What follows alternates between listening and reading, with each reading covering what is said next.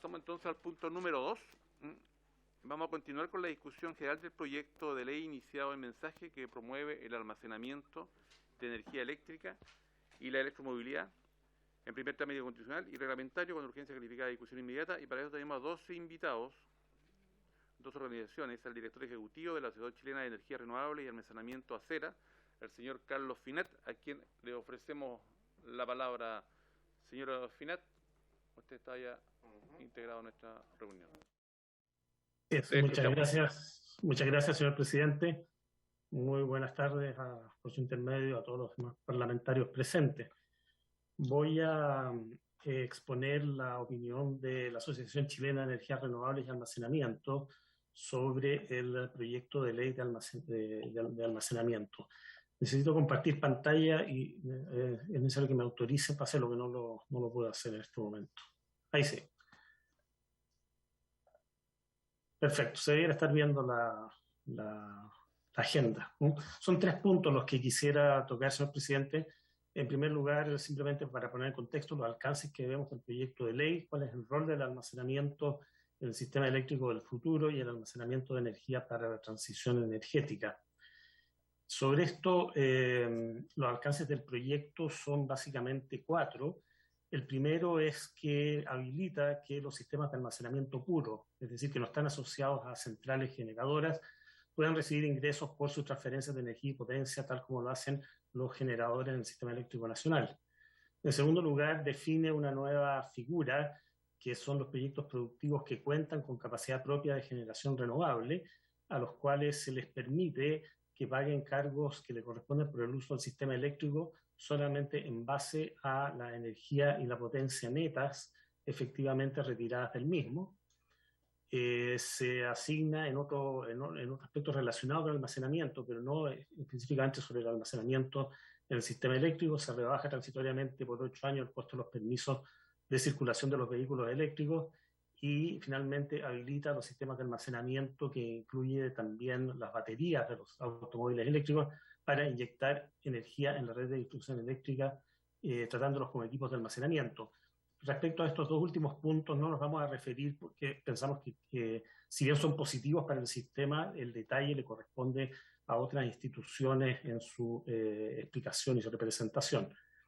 A ver, el almacenamiento es algo que hoy día es recomendado. Se hablaba recientemente, ¿verdad?, de una invitación del director de la Agencia Internacional de Energía Renovable, ¿verdad?, una actividad parlamentaria. Bueno, esta organización, que es IRENA, una organización muy importante a nivel mundial, define, y lo ha dicho muchos informes, aquí solamente estamos citando uno, ¿verdad?, que el rápido crecimiento del almacenamiento de la energía es fundamental para satisfacer la necesidad de flexibilidad en un sistema eléctrico sin emisiones de dióxido de carbono. Esto significa un sistema eléctrico que no utilice ni carbón, ni gas natural, ni diésel en su producción.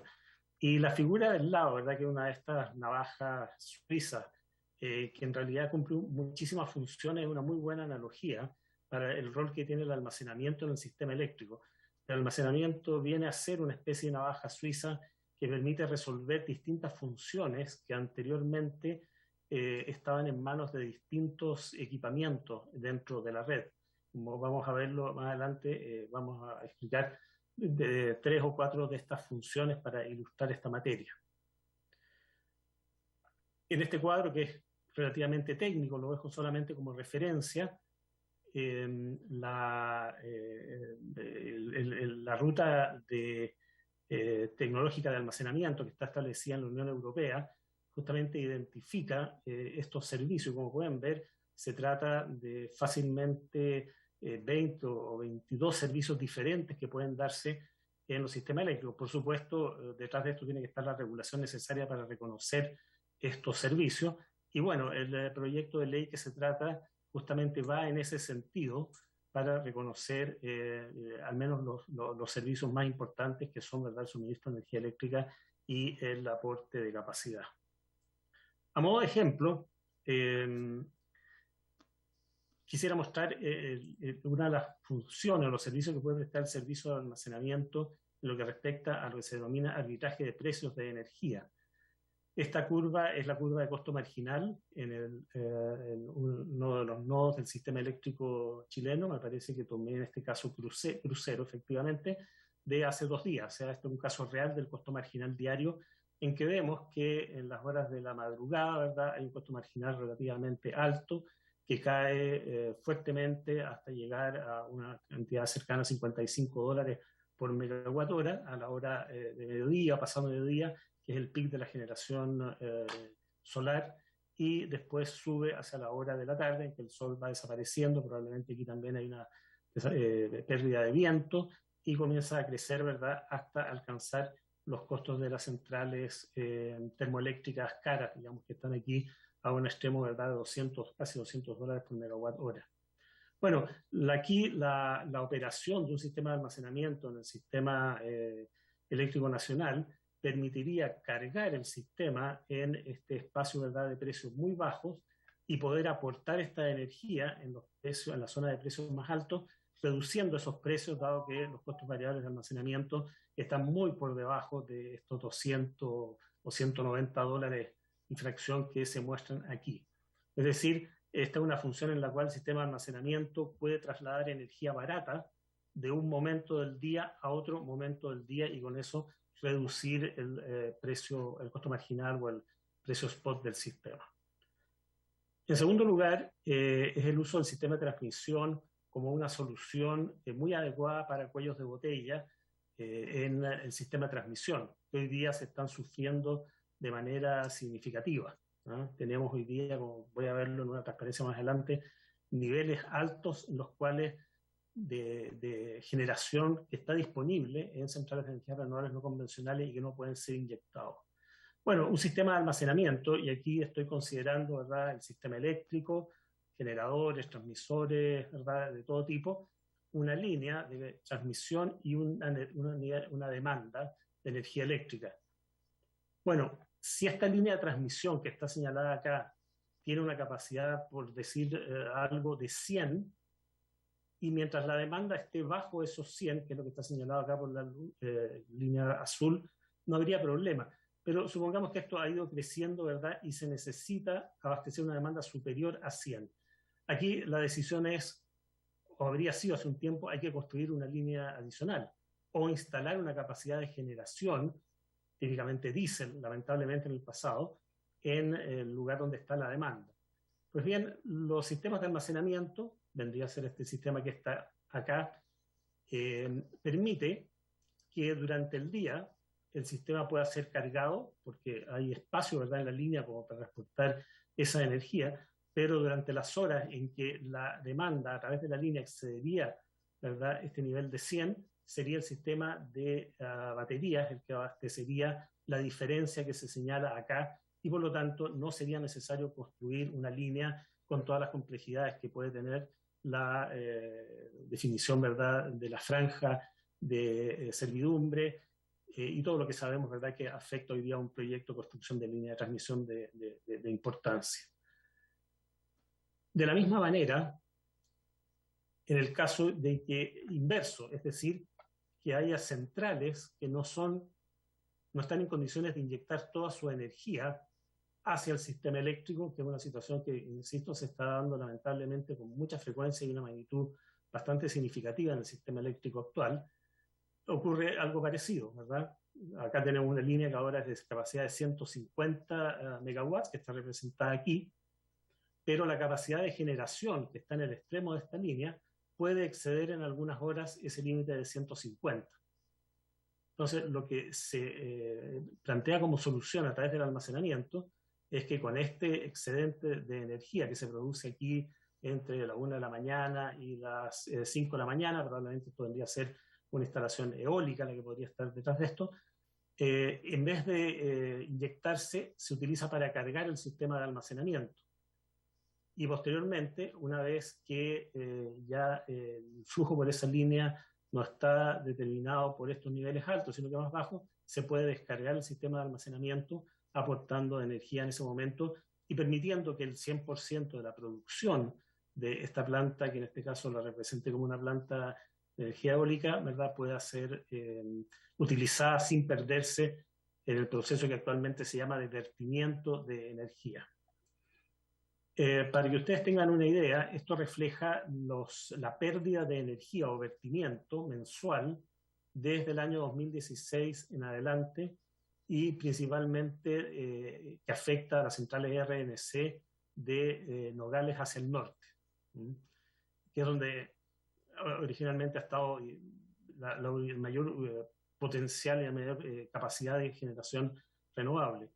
Vemos que las puntas de esto, la mayor cantidad, fue afectada hasta un poco antes que se conectara la línea Cardones-Polpaico, y fue por eso que en su momento nosotros dijimos que esto había afectado muy seriamente al sistema eléctrico, y después se normalizó. Pero ahora está subiendo nuevamente esta pérdida de energía, y en el mes de octubre de este año alcanzó cerca de 120 gigawatt hora. Si eso lo llevamos a potencia equivalente, en ese mes se perdió la generación equivalente a 3 centrales de 150 megawatts cada una de tecnología eólica o fotovoltaica que más o menos tienen el mismo factor de planta. Entonces es una cantidad realmente muy significativa de energía que se pierde por la capacidad del sistema de transmisión para no poder inyectar.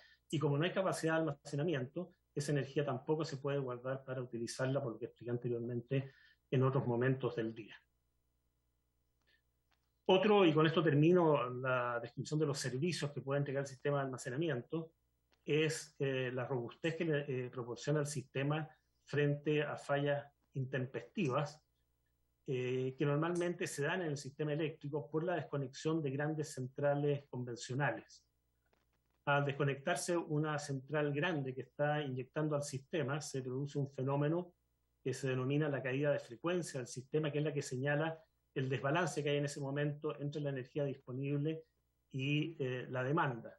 Y es lo que vemos aquí en la línea verde, que normalmente debería estar en torno a este punto, que son los 50 Hz de generación de frecuencia de la línea. Al producirse la falla, esto cae, pero vemos que la generación, que es este eje de la batería que está conectada, y este es un caso real ocurrido en Australia y el sistema se llama Hornsdale, vemos que la batería comienza a aportar energía inmediatamente y de hecho sigue prácticamente un comportamiento espejo con la caída de la frecuencia, aumentando su generación hasta que el sistema llega a una situación de sobrefrecuencia y bueno, posteriormente se va a estabilizar en una situación ya varios segundos después. Pero esta respuesta ocurre en un lapso prácticamente de 5 segundos y realmente ese tipo de respuesta no lo puede entregar ninguna central de tipo convencional termoeléctrica. Es muchísimo más rápido este proceso. Entonces el almacenamiento permite estos movimientos de energía, pero también proporciona lo que se denomina técnicamente, ¿verdad?, servicios de estabilidad al sistema eléctrico, porque de otra forma, si no hubiera este aporte, la frecuencia hubiera seguido cayendo y probablemente esta parte del sistema australiano habría tenido una blackout o una falla general. La necesidad de almacenamiento está identificada en varios estudios. Acera lanzó a fines de noviembre, comienzos de diciembre, un estudio muy extenso y detallado que hicimos con la finalidad de identificar y conocer desde el punto de vista del modelamiento y del estudio que se puede hacer técnicamente cómo serían las distintas trayectorias de descarbonización de la matriz. Analizamos en primer lugar el retiro de las centrales a carbón al año 2025, como está, ¿verdad?, en un proyecto de ley original en una moción parlamentaria, y después analizamos el retiro del carbón al año 2030 y finalmente analizamos el retiro de todos los combustibles fósiles del sistema. Y ese estudio señala que al menos en el periodo 2022-2030, para lograr ir en una ruta de descarbonización total del sistema, sería necesario instalar cerca de 2.000 megawatts de capacidad de sistemas de almacenamiento en el sistema eléctrico chileno. Este es un estudio público, también estaríamos encantados de poder hacer una presentación a la comisión sobre el estudio, si así fuera de interés de ustedes.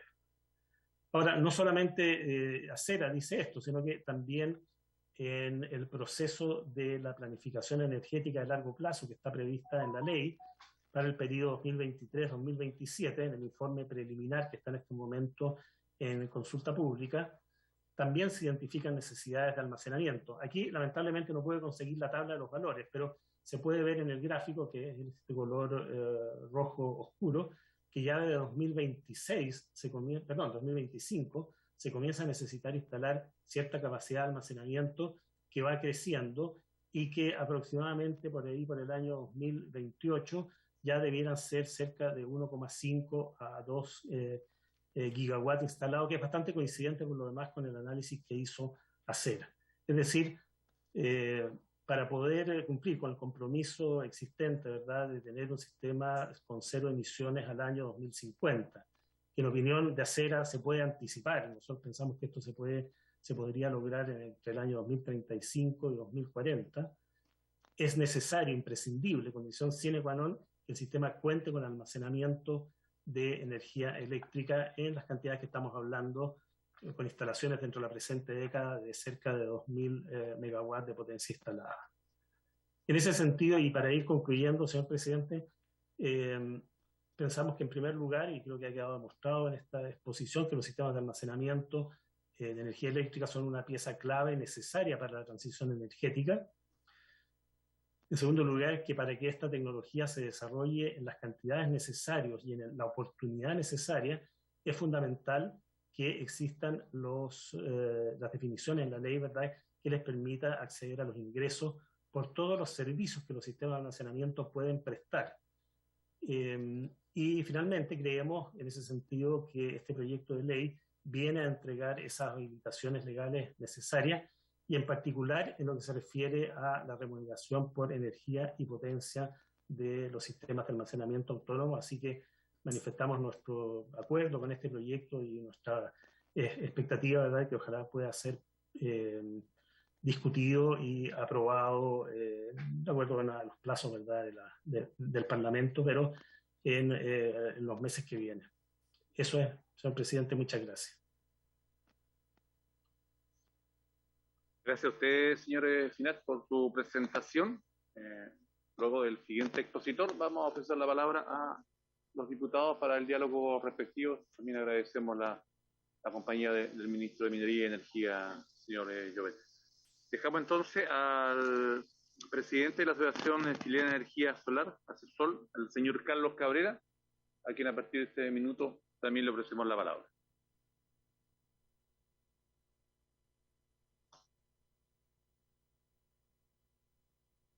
Ahí sí, ¿me escuchan? Sí, le escuchamos, señor Cabrera.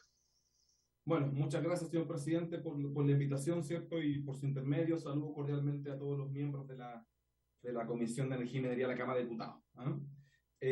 Nuestra presentación, vamos también a pronunciarnos respecto a este proyecto de ley. La agenda de nuestra presentación, una rápida mirada sobre ACESOL, yo creo que ya nos conocen, así que voy a pasar muy rápido. Y me voy a ir directamente a resumir el contenido, ¿cierto?, de nuestra interpretación del proyecto de ley y finalmente hacer algunos análisis y comentarios del mismo. Bueno, ACESOL es un gremio de mucha tradición, ¿cierto? Tenemos más de 14 años de existencia y más de 120 asociados y representamos a la energía solar, ¿cierto?, en todos sus tamaños y con mucho enfoque al cliente final.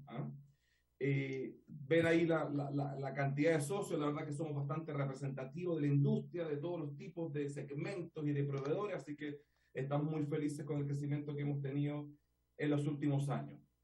Yendo al contenido del proyecto, la verdad que el proyecto, nuestra primera apreciación es que también es bastante positiva. Vemos que finalmente, tal como mencionaba Carlos Finat, ¿cierto?, el proyecto lo que hace, ¿cierto?, es habilitar, ¿cierto?, este nuevo tipo de proyecto que estamos teniendo hoy día en el sistema, que es el almacenamiento, ¿cierto? La regulación no tenía cómo alocar, ¿cierto?, este tipo de proyectos si eran proyectos de generación, de transmisión o de distribución, y como bien comentó Carlos Finat, es un tipo de proyecto que es muy flexible y se adecúa a los tres segmentos, ¿ya?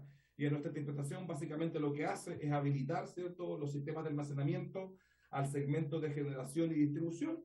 Y en el segmento de transmisión ya veíamos algunas aplicaciones, ya veíamos que el plan de expansión los podría recoger, así que en ese sentido la perspectiva, ¿cierto?, y la expectativa de este proyecto es bastante buena y positiva. La otra componente del proyecto, que es electromovilidad, ¿cierto? Vemos dos grandes aspectos, ¿cierto? El primero de ellos es la habilitación también, ¿cierto?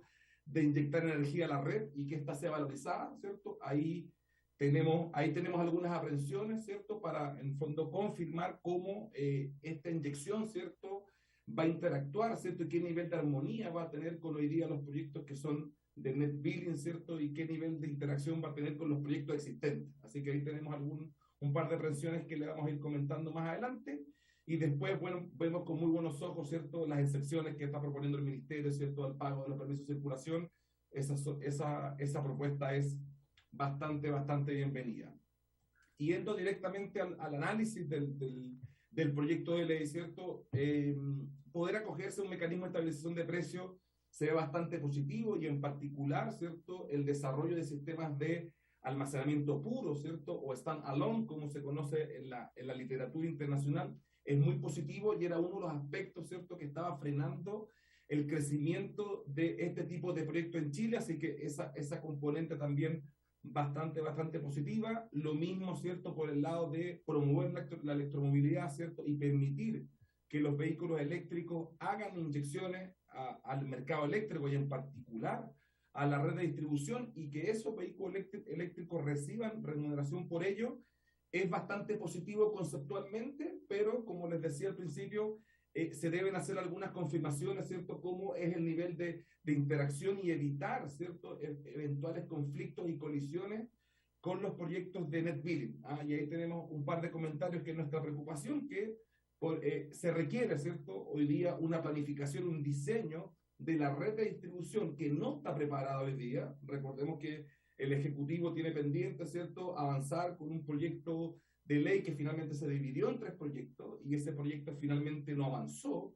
Y ahí vemos con preocupación, ¿cierto?, que este proyecto necesite del proyecto de ley de distribución para su mayor y mejor implementación, ¿ya? Y ahí, en esa misma línea, ¿cierto?, el principal mensaje es que se requiere una adecuada planificación y diseño de la red de distribución justamente para poder integrar y recoger a todos los actores, ¿cierto?, que vamos a tener a futuro en la red eléctrica. Tenemos los proyectos net billing, tenemos a los proyectos PMGD, tenemos a la misma red de distribución, tenemos a los vehículos eléctricos con electromovilidad, tenemos baterías, tenemos procedimientos, etcétera, etcétera. Entonces aquí, señor presidente, la gran pregunta es, bueno, ¿qué pasó con el proyecto de ley que había anunciado el Ejecutivo respecto a medios energéticos distribuidos? Y ahí estamos expectantes y con la presencia del ministro aquí en la sesión sería importante, ¿cierto?, consultar qué está pensando con el proyecto de ley de medio energético distribuido y qué valor le ve que pueda mejorar, ¿cierto?, la implementación de estos proyectos de ley, sobre todo a nivel de reglamento. Después, ¿cierto?, vemos que el articulado, ¿cierto?, sigue ratificando el espíritu de la ley para este tipo de proyectos de autoconsumo, así que eso también es otro aspecto que hay que chequear y ver cómo se va implementando al final del día. Y también vemos una necesidad de acotar, ¿cierto?, el desarrollo y el dimensionamiento de sistemas de almacenamiento para que puedan acogerse al pago remanente que también tiene hoy día los proyectos net billing, donde finalmente les permite, ¿cierto?, descontar los costos de la boleta eléctrica, incluso pudiéndola llevar a un valor de 0, ¿cierto?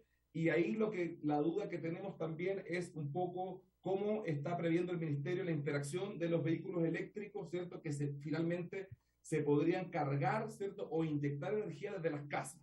Porque ahí, señor presidente, la potencia de una batería de vehículo eléctrico, dependiendo del tamaño, las características, etcétera, etcétera, puede oscilar entre 40 y 100 kilowatt-hora, ¿cierto? Y sabemos, ¿cierto?, que la potencia de una casa, ¿cierto?, desde las más humildes parten de los 1,5, 2 kilowatts, ¿cierto?, a casas que pueden tener 5, incluso hasta 10 kilowatts. Entonces, ahí tenemos muchas consultas, seguimos analizando el proyecto porque finalmente vemos que la potencia y la energía que tiene una batería eléctrica finalmente no solo sirve para autoconsumir la misma casa, sino que eventualmente podría ir a abastecer a casas vecinas, ¿cierto?, o a otros vecinos del barrio, y esa interacción también es importante ver cómo el ministerio está pensando hacer la bajada, y por eso al final del día en este proyecto de ley es muy importante, ¿cierto?, cuál es la implementación reglamentaria que va a tener el mismo. Y aquí el mensaje principal nuevamente que quiero dejar es que la red, señor presidente, la red de distribución no está preparada hoy día para recibir a todos estos actores, Net Billing, PMGD, electromovilidad, etcétera, etcétera, y a nuestro juicio se requiere que el Ejecutivo también avance el proyecto de ley de medios energéticos distribuidos para tener una mayor armonía regulatoria en este proyecto.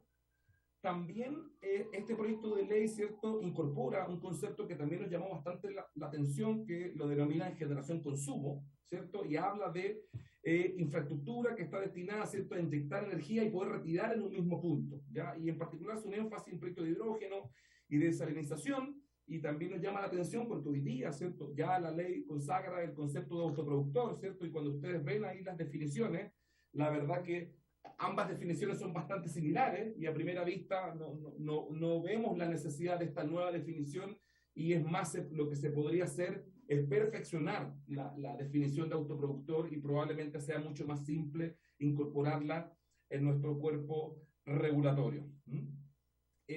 Después, señor presidente, antes de terminar, permítame referirme muy brevemente al otro proyecto de ley que ingresó recientemente el Ejecutivo, que anunció el Ejecutivo, ¿cierto?, donde vemos 5 puntos muy importantes y que tienen mucha incidencia sobre este proyecto de ley de almacenamiento y electromovilidad.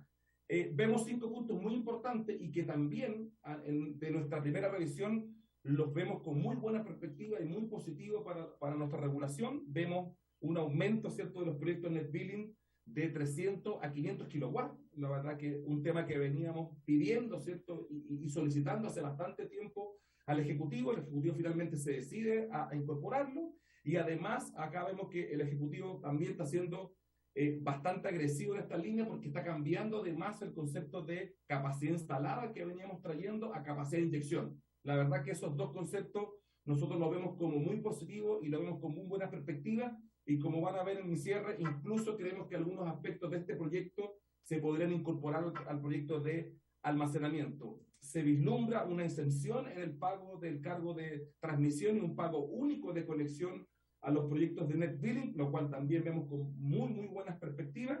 Y finalmente se provee un aumento en la cuota renovable, ¿cierto? Un aumento del 20 al 40%, lo cual, por cierto, podría ser mucho más ambicioso, pero ya vemos con muy buenas luces esa propuesta. Y además hay un incentivo adicional al almacenamiento bastante interesante, que en definitiva hace que el proyecto sea muy interesante y muy positivo, y lo que queda ver, ¿cierto?, es cómo interactúan o cómo se empujan estos proyectos, porque de verdad que tienen una interacción entre ellos que es bastante interesante. Para ir cerrando y no extenderme, porque este es el otro proyecto de ley, ¿cierto?, vemos con muy buenas perspectivas, como les decía, el aumento de 300 a 500 kilowatts, porque los últimos 2 años los proyectos de 300 kilowatts han aumentado de manera importante. Pueden ver ahí, les puedo dejar después los datos, ¿cierto?, cómo ha crecido la generación distribuida en Chile de manera bastante importante. Ya nos estamos encumbrando a los 100 megawatts de proyectos Net Billing, y la verdad que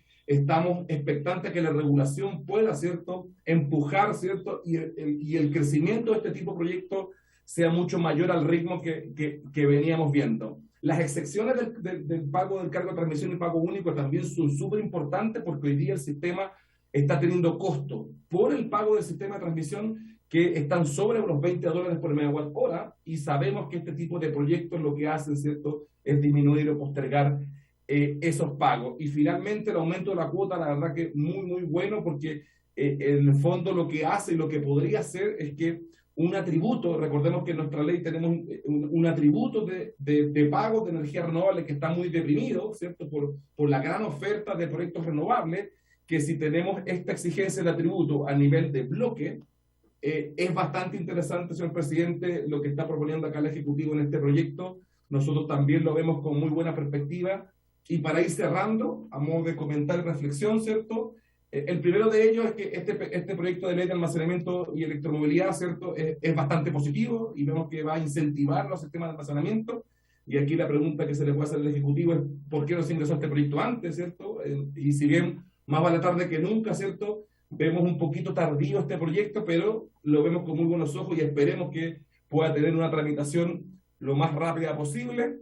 El reglamento que va a tener este proyecto de ley es muy importante, incluso más importante que la misma ley, porque va a ser en esa bajada donde se van a plasmar, ¿cierto?, los detalles y la implementación del proyecto, y como comento ahí, el diablo puede estar en los detalles. Un mal reglamento, ¿cierto?, puede hacer que el espíritu de la ley no se cumpla, ¿cierto?, y no sigamos avanzando en la línea que estamos buscando.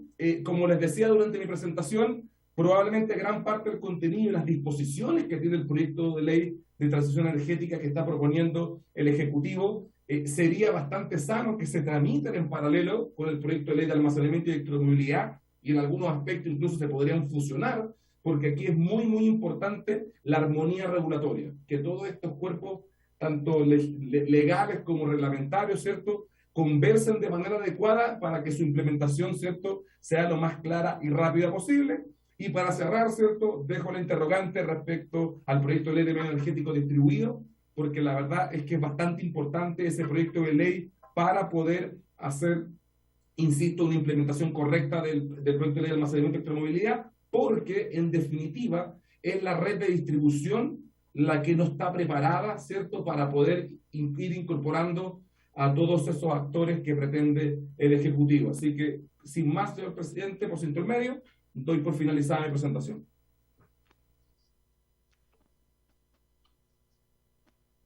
Muchas gracias, señor Cabrera. Ofrezco la palabra a los diputados que aún nos acompañan. Quisiera, a ambos invitados, probablemente lo vamos a invitar más adelante cuando entremos de lleno en la discusión misma del proyecto, ya en forma particular, que pudieran puntualizar un par de, no sé si el concepto es de vacío, de debilidad, de advertencia. Ojo con esto, porque ustedes han sido muy generosos en general con el proyecto, que les parece que tiene muchas bondades, pero si pudiesen ustedes advertirlo para comenzar como comisión en su instante también a colocar la atención necesaria para mejorar el proyecto. Si ustedes tuvieran que en orden de prioridades manifestarnos, mire, a ver, por esta línea se observa alguna debilidad, algún vacío, de que si fueran en el mismo orden que expusieron, puedan comentar algo al respecto. Presidente. Sí, del final. Gracias, presidente. A ver, lo que está detrás de todo esto, yo creo, en la cabeza de todos, es la transición hacia un sistema eléctrico que tenga cero emisiones de dióxido de carbono y que elimine las emisiones locales que afectan a las comunidades cercanas a los centros de generación con generación termoeléctrica. En ese contexto, se habla de un proceso de transición y resulta ser un proceso que es extremadamente complejo y en el cual además no hay referencias porque no hay países que hayan hecho este proceso de manera completa, ¿no? Estamos frente a un camino en el cual, por la posición que tiene Chile de alta disponibilidad de recursos de generación renovable no convencional, es un camino que vamos a tener que recorrerlo al mismo tiempo que lo están recorriendo países con una mayor capacidad tecnológica, como es el caso de Australia, ¿verdad?, el Reino Unido o el estado de California. Entonces es un desafío grande y eso requiere una visión integral. Nosotros tenemos la impresión de que esa visión integral no se ha logrado difundir y entender en toda su cabalidad, por la misma razón que señalo, que es un camino nuevo, ¿eh? No podemos ver experiencias donde esto haya sido exitoso para seguirla. Y creo que uno de los elementos fundamentales que está detrás de esto y que no sería materia de un proyecto de almacenamiento propiamente tal, pero sí una visión, es que cada vez la red eléctrica necesita ser más inteligente, necesita tener mayores capacidades para poder adaptarse. El caso más claro para mí, y seguramente Carlos Cabrera va a estar de acuerdo, es el caso de la incorporación de las baterías de los automóviles a la red eléctrica como almacenamiento. Se requiere una capacidad de comunicación y de visibilidad sobre todos estos sistemas a través de redes de comunicación, sistemas computacionales, software de análisis, de apoyo al operador, etcétera, muy importante. Y hoy día la verdad es que no se ven señales en el mercado que apunten a esto, que es lo que en términos generales se llama la red inteligente, Smart Network, ¿no? Echamos de menos ese aspecto como uno de los aspectos más generales, en el cual hay tiempo, digamos, no hay necesidad hoy día, pero en la medida que se comience a incorporar almacenamiento en un nivel elevado el momento que se comiencen a incorporar los automóviles eléctricos, que hoy día son pocos en circulación, pero están creciendo a una tasa realmente altísima y vemos que los precios además están cayendo, eso va a ser necesario y no atender a ello puede poner en riesgo la seguridad de servicios, ya sea local, en alguna zona de distribución o más general. Por lo tanto, son previsiones que habría que tomar y a mí me queda siempre la pregunta de qué manera las empresas de transmisión eléctrica, de qué manera las empresas distribuidoras, las empresas generadoras van a incorporar estos elementos de red inteligente para avanzar en ese sentido. Eso es el comentario más general que podría hacer, señor presidente. Gracias, don Carlos, no muy gentil. Señor Cabrera, su comentario. Muchas gracias, señor presidente. Dos cosas. La primera, nuestra preocupación es que el Ejecutivo ha estado impulsando varios proyectos de ley y lo ha estado dividiendo en muchos subproyectos, los cuales probablemente cada uno por sí solo tiene muy buenas perspectivas y son muy positivos, pero hay que tener preocupación en cómo, ¿cierto?, los puntos de interacción o los límites de batería, como se conocen en las jergas más de construcción de proyectos, ¿cierto?, cómo interactúan, y esa armonía es súper, súper importante, porque si bien los proyectos por separado pueden ser muy buenos, pero lo importante es el conjunto, ¿ah? Y probablemente ahí, como recomendaba en mi presentación, hay algunos proyectos que es importante, ¿cierto?, que la tramitación se haga en paralelo y que finalmente se aprueben en paralelo, porque uno sin el otro, ¿cierto?, no tienen una implementación positiva, por así decirlo. Y por otro lado, señor presidente, también por su intermedio, me gustaría comentar que el sistema eléctrico y en realidad el sector de energía sigue pensando, ¿cierto?, su expansión y su desarrollo, ¿cierto?, de manera centralizada, con grandes plantas, haciendo grandes líneas de transmisión. Y es súper importante un mensaje que nosotros hemos insistido mucho y que hemos empujado, ¿cierto?, que es importante dar énfasis a la generación distribuida, ¿ah?, a dividir el problema del suministro eléctrico, no concentrarlo en unas pocas empresas o en poca infraestructura, sino que repartirlo a través del territorio nacional. Y ahí ya tenemos hoy día proyectos de net billing, por eso estamos muy contentos con este proyecto del Ejecutivo de promover e incentivar los proyectos de net billing. Y lo mismo pasa con proyectos a nivel de PMGD. Hoy día la generación distribuida, señor presidente, tiene alrededor de un 25% de toda la energía solar que hay en Chile es distribuida, ¿ya? Y sin perjuicio que es un número muy bueno, las economías más desarrolladas, los países que tienen mayor penetración de renovables, que están más comprometidas con el cambio climático y con la descarbonización, tienen valores de penetración de generación distribuida de orden del 70-80%. Entonces, ¿qué es el mensaje que les quiero dejar? Nos falta mucho camino por recorrer, muchos cambios regulatorios que empujar para que tomemos la senda de seguir desarrollando infraestructura de gran tamaño, eso no lo podemos dejar de hacer, pero no perdamos el foco que los pequeños productores solares tienen mucho que aportar, el mercado se hace mucho más competitivo porque hay mucho más empresas, ¿cierto? Y finalmente el riesgo de diversificación del suministro se hace más robusto porque vamos teniendo plantas, ¿cierto?, en distintas partes de Chile. Con estos dos mensajes, señor presidente, me gustaría cerrar. Veo ahí que Carlos Final tiene la mano arriba, señor presidente. Gracias, señor Cabrera. Don Carlos. Gracias, señor presidente. Estoy totalmente de acuerdo con lo manifestado por Carlos Cabrera de Asesol, pero hay una materia en la cual difiero de él, de lo primero que dije, se me pasó a explicarla anteriormente, y es la siguiente. Este proyecto de ley crea esta figura, le da un nombre, digamos, lo instalan a nivel de la ley, de los centros productivos y generadores de energía. Efectivamente, haciendo una extensión, ¿verdad?, de la reglamentación vigente, esto se podría considerar. Sin embargo, nosotros pensamos específicamente sobre ese punto, que al no estar en la ley, no tiene la certidumbre jurídica necesaria, y que podría ser en ese sentido el hecho que no se considere en la ley una barrera para las grandes inversiones que se esperan asociadas a lo que serían los centros productivos de hidrógeno, que van a instalarse probablemente con generación muy cercana o conectada en los mismos puntos donde ellos retiran de la red. En ese sentido, nuestra recomendación, si es que se puede decir, es que efectivamente se incluya esa definición a nivel de la ley y no se deje a la interpretación de los reglamentos de la normativa que nos rige en este momento.